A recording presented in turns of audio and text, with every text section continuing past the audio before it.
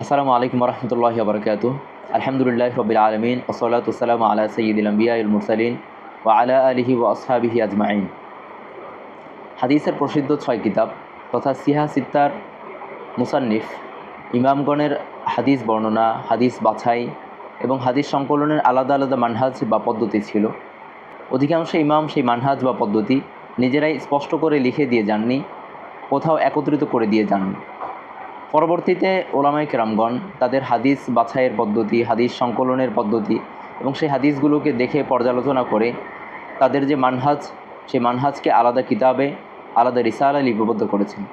এক্ষেত্রে ব্যতিক্রম হচ্ছেন ইমাম আবু দাউদ সিজিস্তানি রহমতুল্লাহি আলাই। ইমাম আবু দাউদ সিজিস্তানি রহমতুল্লাহি আলাইকে যখন তার সুনানে আবু দাউদ লেখার এবং সুনানে আবু দাউদের মধ্যে হাদিস বর্ণনার, হাদিস বাছাইয়ের, হাদিস সংকলনের মানহাজ বা পদ্ধতি সম্পর্কে জিজ্ঞেস করেছেন, বিশেষ করে আহলে মক্কা বা মক্কার অধিবাসীগণ জিজ্ঞেস করেছেন, তখন তিনি তাদের উত্তর দেওয়ার জন্য একটি রিসালা লিপিবদ্ধ করেছেন, যেটি রিসালাতুল ইমাম আবি দাউদ ইলা আহলে মক্কা নামে পরিচিত। সেই রিসালার মধ্যে অনেকগুলো বিষয়কে তিনি স্পষ্ট করে দিয়েছেন, যার মাধ্যমে ইমাম আবু দাউদ সিজিস্তানির সুনানে আবি দাউদের মধ্যে হাদিস বর্ণনার এবং হাদিস সংকলনের মানহাজ স্পষ্ট হয়। চলুন সরাসরি আমরা রিসালা থেকেই পড়ি। বিসমিল্লাহির রহমানির রহিম। সালামুন আলাইকুম ফাইন্নি আহমাদু ইলাইকুমুল্লাহ আল্লাযী লা ইলাহা ইল্লাহু ওয়া আসআলুহু আন ইউসাল্লি আলা মুহাম্মাদিন আবদিহি ওয়া রাসূলিহি সাল্লাল্লাহু আলাইহি ওয়াসাল্লাম কুল্লামা যুকির। প্রথমে ইমাম আবু দাউদ রহমতুল্লাহি আলাই মক্কাবাসীদেরকে সালাম দিয়েছেন, সালামুন আলাইকুম, তোমাদের উপর শান্তি বা সালাম বর্ষিত হোক। ফাইন্নি আহমাদু ইলাইকুমুল্লাহ আল্লাযী লা ইলাহা ইল্লাহু, প্রথমেই আমি তোমাদের নিকট আল্লাহর প্রশংসা, ফাইন্নি আহমাদু ইলাইকুম, তোমাদের কাছে আল্লাহর প্রশংসা করছি, আল্লাযী লা ইলাহা ইল্লাহু, যিনি ছাড়া কোনো ইলাহ নেই, ওয়া আসআলুহু আন ইউসাল্লি আলা মুহাম্মাদিন আবদিহি ওয়া রাসূলিহি, এবং আল্লাহ তাআলার নিকট প্রার্থনা করছি তিনি যাতে দরুদ বর্ষণ করেন আলা মুহাম্মাদিন আবদিহি ওয়া রাসূলিহি, তার বান্দা এবং তার রাসূল মুহাম্মদ সাল্লাল্লাহু আলাইহি ওয়াসাল্লামের উপর। আম্মা বাদু, হামদু সালাতের পরে কথা হচ্ছে এই, আফানাল্লাহু ওয়া ইয়্যাকুম আফিয়াতান লা মাকরুহা মাআহা ওয়া লা ইকাবা বা'দাহা, আল্লাহ তাআলা আমাদেরকে এবং তোমাদেরকে ক্ষমা করুন, লা মাকরুহা মাআহা, এমন ক্ষমা যার সাথে কষ্ট, অপছন্দনীয় কোনো বিষয় নেই, ওয়া লা ইকাবা বা'দাহা, এবং এমন ক্ষমা যেই ক্ষমার পরেও কোনো শাস্তি নেই। এমন ক্ষমা নয় যে ক্ষমাটা করার পরে পরবর্তীতে দেখা যায় আমরা আবার গুনাহে লিপ্ত হব এবং তার কারণে আমাদের শাস্তি পেতে হবে। আল্লাহ তাআলা আমাদেরকে চিরদিনের জন্য ক্ষমা করে দিন। ফাইন্নাকুম সাআলতুম আন আযকুরা লাকুমুল আহাদিস আল্লাতী ফি কিতাবিস সুনান আহিয়া আসাহহু মা আরাফতু ফিল বাব। মুসান্নিফ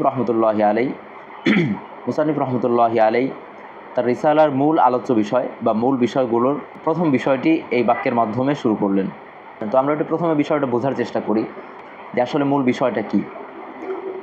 মূলত মক্কাবাসীদের প্রশ্ন ছিল যে আপনি আপনার কিতাবে যে হাদিসগুলো উল্লেখ করেছেন, সেই হাদিসগুলো কি আপনার নিকট যত হাদিস আছে তার মধ্যে সবচেয়ে বিশুদ্ধ হাদিস কি না?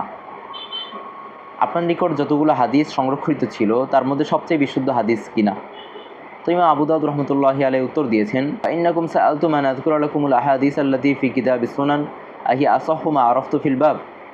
তোমরা আমার কাছে জানতে চেয়েছো, তোমরা আমার কাছে প্রশ্ন করেছো যে আমি আমার সুনানে আবু দাউদে যত হাদিস উল্লেখ করেছি তা কি ওই অধ্যায়ে আমার নিকট থাকা সবচেয়ে বিশুদ্ধ বা সবচেয়ে আসহ হাদিস কি না? ওয়াকাফতু আলা জামি মা যাকারতুম, তোমরা যত প্রশ্ন করেছো সব প্রশ্নগুলোই আমি জানতে পেরেছি। ফাআলামু আন্নাহু কাযালিকা কুল্লাহু, তো তোমাদের জ্ঞাতার্থে বা তোমাদের জানানোর উদ্দেশ্যে আমি বলছি যে আন্নাহু কাযালিকা কুল্লাহু, যে সুনানে আবু দাউদে যত হাদিস রয়েছে সব হাদিসগুলোর ক্ষেত্রেই বিষয় এরকম। কীরকম? যে অর্থাৎ আমার নিকট যত হাদিস ছিল, যত হাদিস সংরক্ষিত ছিল তার মধ্য থেকে ওই অধ্যায়ে সবচেয়ে বিশুদ্ধ হাদিসটাই আমি সুনানে আবু দাউদে উল্লেখ করেছি। ইল্লা, তবে, আইয়াকুনা কদ রুইয়া মিন ওয়াজহাইনি সহিহাইনি ফাআহাদুহুমা আকওয়ামু ইসনাদান ওয়াল আখারু সাহিবুহু আকদামু ফিল হিফজি ফারুব্বামা কাতাবতু যালিকা, তবে যদি কোনো হাদিস রুইয়া মিন ওয়াজহাইনি সহিহাইনি, দুইটা বিশুদ্ধ সনদে আমার নিকট বর্ণিত হয়েছে, আমার নিকট এসেছে, ফাআহাদুহুমা আকওয়ামু ইসনাদান, তার মধ্য থেকে একটা হচ্ছে সনদের দিক থেকে শক্তিশালী, সামগ্রিক সনদের দিক থেকে শক্তিশালী, ওয়াল আখারু সাহিবুহু আকদামু ফিল হিফজি, আরেকটা হচ্ছে যার বর্ণনাকারী আকদামু ফিল হিফজি আই আহফাজু, যিনি হিফজের দিক থেকে, মুখস্থ শক্তির দিক থেকে বেশি শক্তিশালী, বেশি অগ্রগণ্য। ফারুব্বামা কাতাবতু যালিকা, তখন আমি যার মুখস্থ শক্তিটা বেশি ওই বর্ণনাকারীর হাদিসটাকে আমি উল্লেখ করেছি। অর্থাৎ ইমাম আবু দাউদ রহমতুল্লাহি আলাইহি তার কিতাবের মধ্যে, তার সুনানের মধ্যে হাদিস উল্লেখ করার ক্ষেত্রে প্রথমত তিনি তার কাছে যে সবচেয়ে বিশুদ্ধ হাদিস যেটা ছিল ওই অধ্যায়ে সেটাই উল্লেখ করেছেন। তবে কখনো যদি দুই পদ্ধতিতে বা দুই তরিকে দুই সনদে ওনার নিকট হাদিস পৌঁছে, দুই সনদে যদি ওনার নিকট হাদিস পৌঁছেছে, তখন তিনি তার মধ্য থেকে যদি এমন হয়েছে যে একটা সনদ হচ্ছে সামগ্রিকভাবে শক্তিশালী, আরেকটা সনদের বর্ণনা করে হচ্ছেন আকদামু ফিল হিফজি, মুখস্থ শক্তি বা হিফজের ক্ষেত্রে বেশি অগ্রগণ্য, তখন যার মুখস্থ শক্তিটা বেশি তার হাদিসটা তিনি উল্লেখ করেছেন। ওয়ালা আরা অথবা ওয়ালা উরা ফি কিতাবি মিনহাজা আশরাত আহাদিস, আর এরকম হাদিস আমার কিতাবে আমি 10টা দেখি না, আর এরকম হাদিস আমি আমার কিতাবে 10টা দেখি না, অর্থাৎ তিনি 10-এর নিচে এরকম হাদিস হতে পারে, সেটা 9 অথবা 8 নির্দিষ্ট করে বলেননি, এরকম হাদিস তিনি উল্লেখ করেছেন যেখানে দুই তরিকে বা দুই ওয়াজহাইন মিন ওয়াজহাইন তার নিকট এসেছিল হাদিস, তখন তিনি আকদম ফিল হিফজ, হিফজের ক্ষেত্রে যিনি অগ্রগণ্য তার হাদিসটা উল্লেখ করেছেন। আমরা এতক্ষণ যে আলোচনা করলাম, এতক্ষণের ইবারতের মধ্যে মুসান্নিফ যতটুকু আলোচনা করলেন তার সারসংক্ষেপ হচ্ছে এই যে প্রথমে তিনি সালাম দিয়েছেন মক্কাবাসীদেরকে, অতঃপর হামদু সালাতের পরে প্রথম প্রশ্ন, যে প্রশ্নটা তার নিকট ছিল মক্কাবাসীদের নিকট থেকে সেটা হচ্ছে যে আপনি কি আপনার নিকট থাকা সবচেয়ে বিশুদ্ধ হাদিসটাই প্রত্যেক অধ্যায়ে উল্লেখ করেছেন? তখন তিনি উত্তর দিয়েছেন যে হ্যাঁ, এরকমটাই আমি করেছি, আমার নিকট যত হাদিস সংরক্ষিত ছিল তার মধ্যে থেকে সবচেয়ে বিশুদ্ধ হাদিস ওই অধ্যায়ের মধ্যে, সেটাই আমি ওই অধ্যায়ে উল্লেখ করেছি।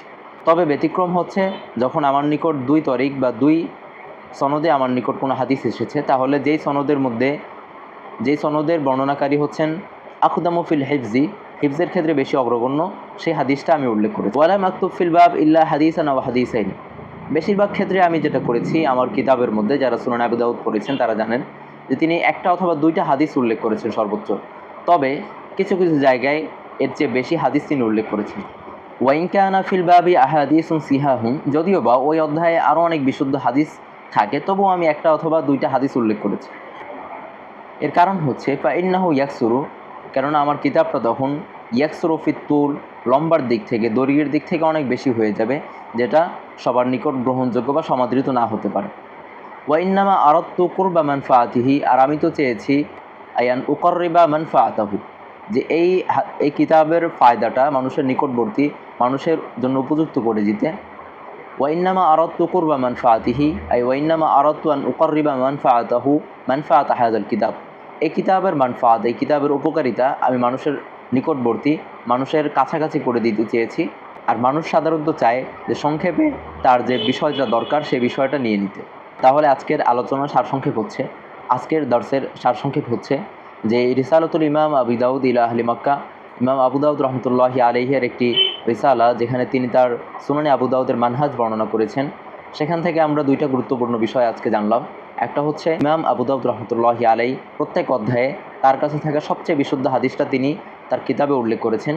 তবে যদি কোথাও এমন হয়েছে যে দুইটা সনদে তার নিকট হাদিস এসেছে, তখন তিনি যেই সনদের বর্ণনাকারী অধিক হিফজ বা মুখস্থ শক্তিওয়ালা ছিলেন তার হাদিসটি উল্লেখ করেছেন।